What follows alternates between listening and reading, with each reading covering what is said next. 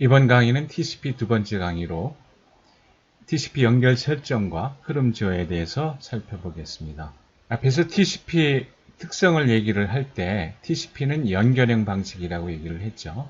UDP는 비연결형 방식인데 TCP는 연결형 방식이라고 얘기를 했어요. 이때 TCP에서 연결이라고 하는 것은 아주 특별한 의미가 있는 것이 아니라 데이터를 주고받기 전에 서로 간에 먼저 확인을 하는 그런 절차를 갖는다 하는 것이 TCP에서 연결의 의미예요. 우리가 사람을 만나서 얘기를 할 때 먼저 얘기를 하기 전에 악수를 하고 서로 통성명을 하고 그 다음에 얘기를 하게 되죠.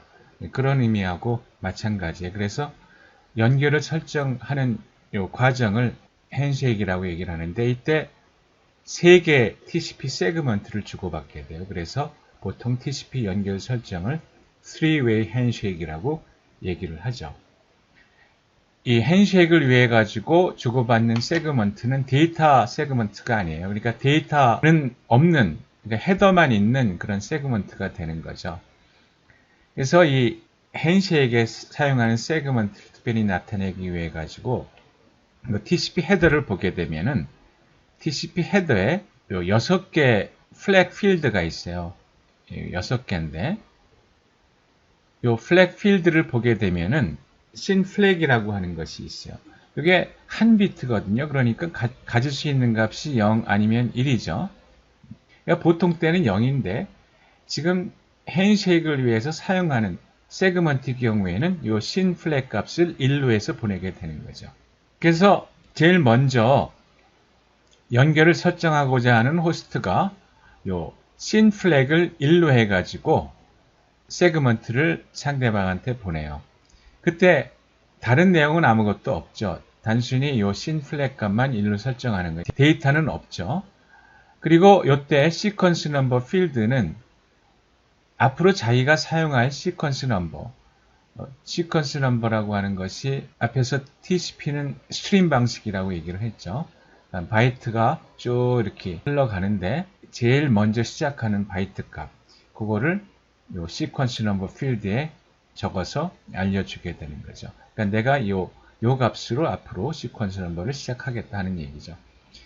그러면은 요거를 받은 상대방이 마찬가지로 신 플래그 값을 1로 하고 그 다음에는 요 받은 값에 대한 어크날리지먼트를 하게 되니까 요 플래그에 보게 되면은 요 어크날리지먼트 플래그이 있어요.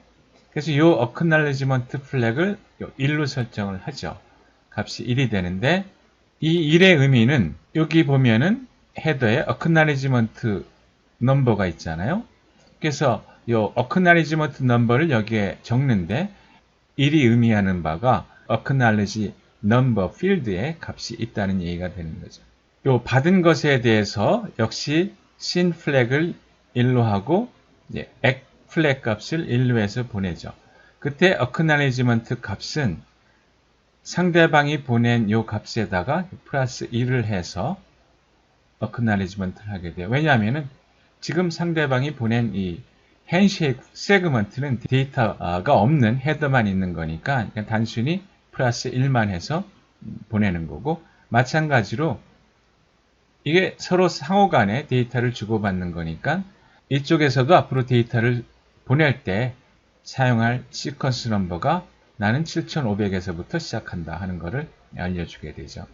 그럼 여기서 끝나는 게 아니라 이쪽에서 다시 한번 응답을 하게 돼요. 요 신 플래그와 액 플래그 값을 1로 해가지고 그러면은 요 액 필드의 값은 요 상대방이 7500이니까 거기에 대한 액이니까 요 플러스 1 한 값을 여기에 적게 되고 그 다음에 자기가 1000부터 시작한다고 그랬죠.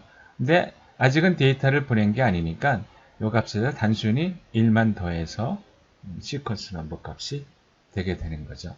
이런 식으로 세 개의 세그먼트를 주고받으면서 연결을 설정을 하게 되는 거죠. 연결 해제도 마찬가지예요. 모든 데이터 전송이 끝나게 되면 연결을 해제를 하는데 그때 각 방향별로 해요. 이쪽에서 이제 나 데이터를 다 보냈다 하게 되면 이쪽에서 연결을 해제하죠. 근데 그렇다고 하더라도 이쪽에서 보내는 거는 계속해서 보낼 수가 있어요. 요건 요쪽대로 나 이제 데이터를 다 보냈다. 연결 해제하겠다. 하게 되면은 이쪽에서 연결을 해제하게 돼요. 그래서 요때 두 개의 세그먼트를 주고받고 요때 두 개의 세그먼트를 주고받으니까 전부 하면은 네 개의 세그먼트를 주고받는다. 그래서 for의 핸쉐이크라고 얘기를 할 수가 있죠. 그러면은 연결을 해제할 때는 내가 연결을 해제한다는 것을 알려줘야 되겠죠. 그때 앞에서 플래그 중에 요 fin이라고 하는 플래그가 있어요. fin이라고 하는 요 플래그가 있죠. 그래서 이 경우에는 이 플래그 값을 1로 해서 보내게 되면은 이거를 받은 호스트는 상대방이 연결 해제 요청을 하는구나 하는 것을 알게 되는 거죠. 그래서 이 과정을 보면은 지금 이쪽 방향으로 연결을 해제를 원하는 거예요. 이쪽 호스트가. 그러면 fin 플래그를 1로 설정을 하고 그 다음에 보통 이제 데이터를 계속 주고받는데 마지막 데이터를 보내면서 연결을 해제한다고 보면은 그럼 데이터 값은 계속 있으니까 시퀀스 값 x고 상대방 받기를 기대하는 게 y고 이렇게 되겠죠. 어쨌든 요 데이터 세그먼트에 fin 값이 설정되어 있으니까 요거는 이제 나는 이게 마지막 세그먼트고 이제는 연결을 해제하겠다 하는 해제 요청이 되는 거고 거기에 대해서 응답을 하는데 이때 요 값 요 지금 요 시퀀스 넘버에서부터 요 값이 결정이 되겠죠. 지금 x''이라고 얘기한 이유는 요 세그먼트가 요청하는 세그먼트지만 데이터가 있으니까 그 데이터 바이트까지 더해서 어크나리지먼트가 되겠죠. 그래서 해제를 요청한 호스트는 요 값을 보고 내가 지금 요청한 해제에 대한 응답이구나 하는 것을 요 값을 가지고 확인을 하게 되는 거죠. 이쪽은 아직 해제를 하지 않았으니까 데이터를 계속 보낼 수가 있어요. 근데 마지막 데이터를 보내고 이쪽도 마찬가지로 해제를 요청을 할 때 역시 fin 플래그를 1로 하고 그 다음에 거기에 대해서 요 시퀀스 넘버로부터 계산된 요 값을 어크나리지먼트로 하게 되면은 이 방향의 연결도 해제가 되게 되는 거죠. 이런 식으로 해서 TCP는 데이터를 보내기 전에, 그러니까 주고받기 전에 먼저 연결을 설정을 하고 그 다음에 모든 데이터를 주고받은 다음에는 연결을 이런 식으로 하게 되는 거예요. 비록 간단해 보이는 절차인데 사실 따지고 보면 그렇게 단순한 절차는 아니에요. 여기서 연결을 설정하고 해제하는 절차에서 중요한 거는 이 상대방이 진짜냐는 것을 확인할 수가 있어야 되는데 일종의 인증의 문제죠. 보안에서 얘기하는 인증의 문제가 되는데 사실상의 완전한 인증은 아니에요. 우리가 보안에서 얘기하는 엄격한 의미에서 인증은 되지 않는데 이 TCP 연결에서 인증은 이 액값으로 하게 되죠. 내가 보낸 것에 대한 응답이니까 그 액값이 내가 보낸 시퀀스 넘버에서 계산된 액값인지 그걸 가지고 상대방이 내가 보낸 세그먼트에 대한 응답을 확인하게 되는 거죠. 사실 이게 완전한 인증이 되지 않는 것이 고전적인 문제에 비잔틴 제너럴즈 프로블럼이라고 하는 그런 문제가 있어요. 이 문제에서 얘기하는 답은 구할 수가 없다는 건데 어쨌든 TCP 이 연결 설정 해제에서 이 액을 통해서 거의 확인을 하고 있는 거죠. 이게 근데 만약에 결국 이 시퀀스 값이 이 액을 결정하는 거니까 이 값을 예측할 수가 있다면은 예를 들면은 A가 있고 B가 있어요. B가 서버라고 그럼 C가 이 A가 보낼 수 있는 시퀀스 값을 예측할 수가 있다 그러면 자기가 A인 것처럼 주장을 하고 B와 연결을 설정할 수가 있는 거죠. 그래서 이 시퀀스 값을 예측할 수가 있다 그러면은 위조가 가능해요. 그러니까 위장이 가능한 거죠. A처럼 위장을 할 수가 있는데 근데 물론 이 시퀀스 값은 랜덤 값이에요. 그러니까 이건 쉽게 예측할 수가 없는 거죠.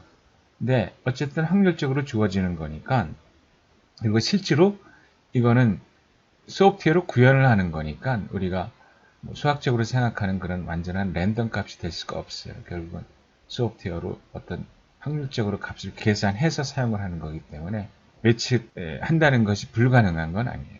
자, 그 다음에 TCP 흐름 제어를 살펴보는데 TCP 흐름 제어를 살펴보기 전에 TCP에서 세그먼트 교환이 어떤 식으로 이루어지고 있는지를 먼저 보면은 TCP는 받은 것에 대해서, 다시 말해 제대로 받은 것에 대해서 항상 액을 해준다 그랬어요. 이게 TCP 특성 중에 하나라고 앞에서 얘기를 했죠. 그러면은 요 세그먼트를 보내면은 이 받은 세그먼트에 대한 액을 반드시 해줘야 되고, 또 보내면은 액을 해줘야 되고, 보내면은 액을 해주고, 이런 식으로 기본적으로 이루어지게 되는데, 근데 실제적으로는 이렇게 하지를 않아요. 이렇게 하게 되면은 내가 지금 세그먼트를 보내고 그 보낸 것에 대한 액을 받을 때까지 기다리는데 이 동안엔 아무것도 못하죠. 이 동안에 아무것도 못해요. 그럼 굉장히 비효율적이죠. 전송로를, 통신 선로를 굉장히 비효율적으로 쓰고 있는 거죠.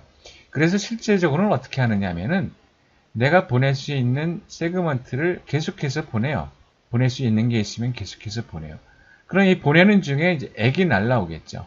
계속 보내고 중에서 액이 날라오고. 그래서 실제로는 이제 이런 식으로 통신이 이루어지게 돼요. 세그먼트 교환이. 물론 지금 제가 이 그림에서는 이 방향으로만 세그먼트가 전송되는 걸 얘기했지만 실제로는 쌍방향 통신이 이루어지니까 이쪽으로도 마찬가지로 이런 식으로 계속해서 보내고 액을 받게 되는 거죠.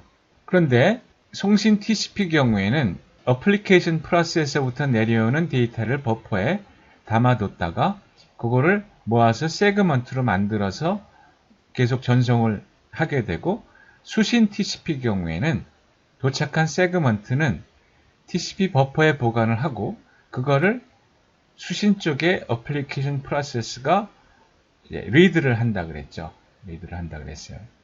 그러면은 조금 전 예에서 이 지금 계속해서 보낼 수 있는 게 무한정 뭐 있는 대로 다 보낼 수 있는 게 아니죠. 왜냐하면은 조금 전에 얘기한 대로 상대방 TCP 버퍼에 이게 보관이 되니까, 상대방 어플리케이션이 읽기 전까지는 버퍼에 보관되니까, 그러니까 버퍼에 담을 수 있을 만큼만 계속해서 보낼 수 있는 거죠.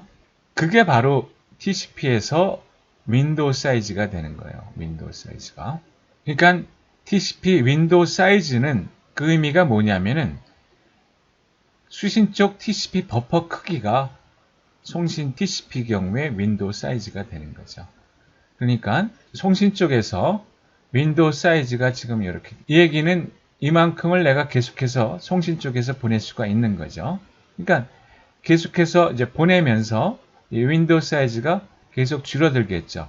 근데 상대방으로부터 액이 날라오면은 이 액의 의미는 내가 보낸 것에 대해서 받았다는 얘기니까, 그럼 나는 이만큼 액이 확인해 준 것만큼 더 보낼 수가 있는 거죠. 계속해서. 그러니까 내가 보내는 만큼 이 윈도우 사이즈가 줄어들고 액을 받게 되면 윈도우 사이즈가 계속 늘어나겠죠. 자, 이런 식으로 윈도우 사이즈가 슬라이딩, 그러니까 윈도우 크기를 슬라이딩, 미끄러지듯이 이쪽에서는 줄어들고 이쪽에서는 늘어나고, 이런 식으로 해서 플로우 컨트롤을 하게 되는 거예요. 그래서 이런 플로우 컨트롤을 슬라이딩 윈도우 플로우 컨트롤이라고 얘기를 하는 거죠. 그래서 윈도우 크기가 0이 되면은 이 얘기는 무슨 얘기예요? 상대방의 버퍼에 공간이 없다는 얘기죠, 더 이상. 그러면은 전송을 더 하면은 안 되겠죠. 상대방이 받을 수 있는 공간이 없는데 계속 보내면은 로스가 발생하는 거죠. 그래서 그 경우에는 상대방이 액을 보낼 때까지, 이 액의 의미는 상대방이 제대로 받았다는 걸 의미하는 거니까 그때까지 대기하고 있어야 되는 거죠. 근데 이 경우에 내가 지금 이제 보냈는데 윈도우 사이즈가 0이고, 그래서 대기를 하는데, 계속 보냈는데, TCP 경우에는 이 세그먼트를 보내면서 타이머를 동작을 시켜요. 타이머를. 그래서 계속해서 지금 보내고, 어쨌든 어크날리지먼트를 받아야 되는데, 지금 이 상황에서 윈도우 크기는 0인데 이 액은 아직 날라오질 않았어요. 그러면 더 이상 보내지를 못하죠. 근데 그 경우에 상대방은 실제로 액을 보냈어요. 액은 보냈는데 이 액이 잘못된 거예요. 전송되는 과정에서 이게 뭐 잘못됐어요.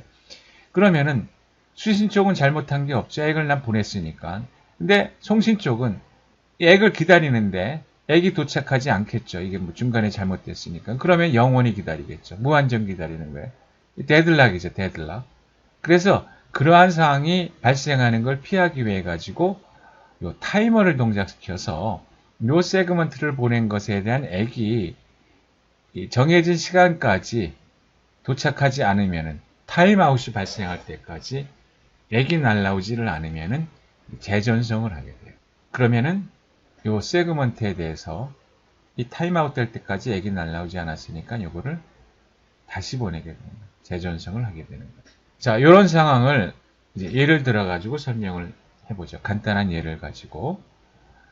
자, 요 예에서는 지금 시퀀스 넘버 필드가 2비트예요. 그러니까 나타낼 수 있는 게 00 있고 01 있고 10 있고 11 있겠죠. 그럼 0, 1, 2, 3이죠.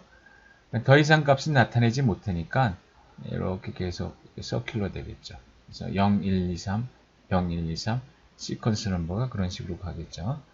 그래서 지금 요 예에서는 시퀀스 넘버를 그냥 넘버로 표시를 했어요. 실제 TCP 경우의 시퀀스 넘버는 앞에서 얘기한 대로 스트림 방식으로 어떤 세그먼트의 첫 번째 바이트 값을 나타낸다고 했죠. 근데 그렇게 되면 너무 복잡해지니까 요 예에서 설명할 때는 시퀀스 넘버 값을 그냥 요 세그먼트 값으로 0123, 0123 이런 식으로 나가는 걸로 가정을 하고 설명을 하죠. 그리고 윈도우 사이즈가 3이에요. 윈도우 사이즈가 3이라는 얘기는 상대방의 버퍼 크기가 3이라는 얘기죠. 그러면은 처음 상태에서 지금 3개를 계속해서 보낼 수가 있죠. 3개를 윈도우 사이즈가 3이에요. 그래서 요 세그먼트 1, 2, 3을 계속해서 보냈어요. 그럼 상대방 버퍼에 1, 2, 3이 쌓여졌죠. 근데 아직 어플리케이션 프로세스가 읽지를 않았기 때문에 받은 대로 클로즈가 되면서 닫혀진 상태죠. 네, 이게 송신 쪽에서 의미가 있는데, 자, 윈도우 사이즈가 이 경우에 3에서 시작을 했는데, 지금 이 경우에 윈도우 사이즈가 0이 됐죠. 자, 0의 의미는 더 이상 보낼 수가 없다는 얘기죠. 왜냐하면 상대방의 버퍼에 공간이 없기 때문에. 그래서 더 이상 보내지를 못하고 있는데, 이 순간에 상대방 어플리케이션 프로세스가 이 3개의 세그먼트를 다 읽어서 버퍼가 3개가 비었어요. 그러면은 이쪽도 3개를 더 받을 수가 있는 거고, 그래서 이 어크날리지먼트로 그러니까 2번까지 제대로 받았다. 그러니까 이 2번까지 제대로 받았다. 알려주게 되면은, 그럼 송신 쪽에서는 이제 2번까지 받았으니까 이 3개가 더 연속해서 보낼 수가 있게 되는 거죠. 그래서 윈도우를 3개를 늘리고, 그리고 이 3개 세그먼트를 연속해서 전송을 하는 거죠. 전송을 다 하게 되면 다시 윈도우 사이즈는 0이 되죠. 더 이상 전송을 못하고. 근데 이 순간에 이 3개가 버퍼에 다 채워졌어요. 그런데 아직 어플리케이션 프로세스가 이거를 읽지를 않고 있는데, 근데 이 세 번째 보낸 세그먼트의 타이머가 아웃이 됐어요. 그러니까 타임아웃 됐어요. 그러면은 TCP 동작에 의하면은 보낸 세그먼트가 타임아웃 될 때까지 어크날리지먼트가 날라오지를 않으면은 재전송을 한다 그랬죠. 그래서 이걸 재전송을 하는데, 근데 지금 이 상황을 보면은 이게 301을 보낸 것이 301 제대로 도착을 했어요. 그래서 지금 버퍼에 대기하고 있어요. 어플리케이션 프로세스가 읽기를 기다리면서 있어요. 그러니까 송신 쪽에서는 이 301을 이렇게 다시 재전송할 이유가 없는 거죠. 그냥 기다리고 있으면 되는 거죠. 이 버퍼에 공간이 생기게 되면은 그때 수신 쪽에서 알아서 어크날리지먼트를 할 텐데, 그때까지 기다리고 있으면 되는데, 근데 문제는 뭐냐면은 타임아웃이 됐단 말이에요. 타임아웃이. 그러니까 재전송을 한 거죠. 그래서 이런 서로 간에 오해가 발생할 수 있는 상황이 생기니까, 자, 요거를 피하기 위해 가지고 어떻게 하느냐. TCP 헤더에 여기 윈도우 크기라고 하는 필드가 있어요. 그래서 요 필드를 이용하는 거죠. 그래서 요 필드에 이 액을 보내면서 같이 이 윈도우 크기, 요 필드에 현재 내 버퍼의 크기가 얼마다, 현재 내 버퍼에 남아있는 공간의 크기가 얼마다라는 거를 요 윈도우 크기, 요 필드에 그 값을 넣어서 알려주는 거죠. 그렇게 되면은 조금 전 상황을 봅시다. 그러면 지금 요 상황까지는 앞의 상황에 똑같이 301을 보내고 301이 버퍼에 있어요. 그리고 앞에서 이게 타임아웃이 돼가지고 재전송할 필요가 없는데 재전송을 한 거죠. 왜냐하면 오해를 한 거죠. 근데 그 오해를 피하기 위해 가지고 이 수신 쪽에서 이 어크나리지먼트 1을 하는데 1의 의미는 뭐예요? 1번까지 제대로 받았다는 거예요. 이거는 요 예에서 이런 약속을 사용을 하죠. 1번까지 제대로 받았다는 거예요. 그러면서 이 어크나리지먼트를 하면서 뭐를 알려주느냐면은 나의 그러니까 수신 쪽에 지금 버퍼의 크기가 얼마다라는 거를 요 윈도우 사이즈 필드를 이용해서 알려주는 거죠. 지금 버퍼의 공간이 없죠. 0으로 해서 알려주게 되면은 그러면은 송신 쪽에서는 비록 타임아웃이 일어났다고 하더라도 지금 요거를 받게 되면은 이 얘기가 무슨 얘기예요? 1번까지 제대로 도착했다는 거예요. 제대로 받았다는 거예요. 근데 지금 버퍼에 공간이 없다는 거예요. 그러면은 비록 타임아웃이 됐다고 하더라도 재전송할 필요는 없는 거죠. 뭘 하면 되느냐? 상대방의 버퍼에 공간이 빌 때까지 기다리면 되는 거죠. 비게 되면은 알아서 어크나리지먼트를 하겠죠. 그래서 지금 수신 쪽에 어플리케이션 프로세스가 2개를 읽었어요. 그래서 2개를 더 받을 수가 있으니까 이때 어크나리지먼트는 똑같아요. 지금 1번까지는 제대로 받았다. 이제 내가 2개가 더 새로 공간이 생겼다 하는 거를 윈도우 사이즈 필드를 이용해서 알려주게 되면은 그러면은 송신 쪽에서 이때 가서 윈도우 사이즈를 이만큼 늘리고 그리고 2개 세그먼트를 연속해서 전송을 하는 거죠. 이런 식으로 해가지고 기본적으로 TCP 경우에는 세그먼트를 연속해서 보내요. 그 연속해서 보낼 수 있는 크기가 상대방의 버퍼 크기죠.